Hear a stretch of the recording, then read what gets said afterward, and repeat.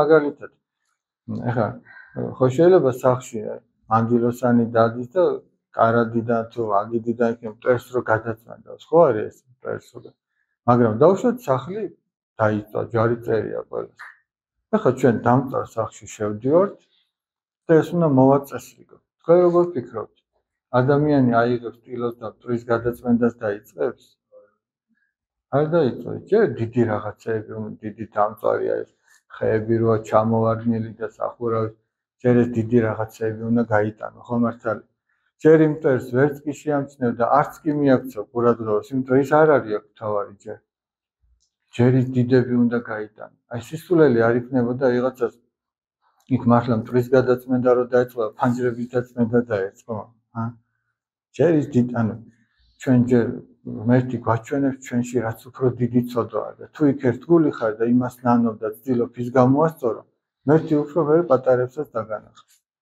არა ნელა იმასაც და უფრო განიწმინდები რაც უფრო განიწმინდები მით უფრო ახლოს მიხვალ ღმერთთან და რაც უფრო ახლოს მიხვალ ღმერთთან მით უფრო დამდაბუდები და რაც უფრო დამდაბუდები კიდე უფრო ახლოს მიხვალ ღმერთთან აი მაგალითისთვის რო თქვა დაუშვათ ფეხბურთი ხო ყველას გიყვართ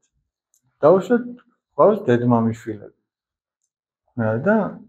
ახლა ჩვენ დედმამიშვილებს ყველას ჯობნით ფეხბურთის თამაში და სახში ვარ ფეხბურთის მეფე ხო ეგრე არ გამოდის თუ ყველა სახში ფეხბურთის მეფე ვარ ახლა უბანში გავედით უბანში შეიძლება ვერა ვართ ისეთი ფეხბურთის მეფე მართალი ახლა თუ ქალაქის მასშტაბით აიღებ კიდე უფრო პატარას წარმოიდგენ შენს თავს ხო მართალი ახლა თუ შენ ბრაზილიაში ან არგენტინაში ჩაგიყვანე იქ მიხვდები რომ ძალიან პატარა ხარ ანუ რაც უფრო ფეხბურთის მეფესთან ახლოს მიდიხარ უფრო ხდები რომ შენ ფეხბურთის მეფე იქ სახში კი იყავი მაგრამ იქ უკვე ვეღარ ხარ ეგრე ღმერთთან რაც უფრო ახლოს მიდიხარ აქ რო შენი თავი მაგარი გეგონა იქ ხდები რომ ძალიან პატარა ხარ ეგ მიხვედრა რომ შენ ძალიან პატარა ხარ ეგ უფრო გაახლოვებს ღმერთთან ვიდრე ის რომ გონია რომ მე მაგარი ეს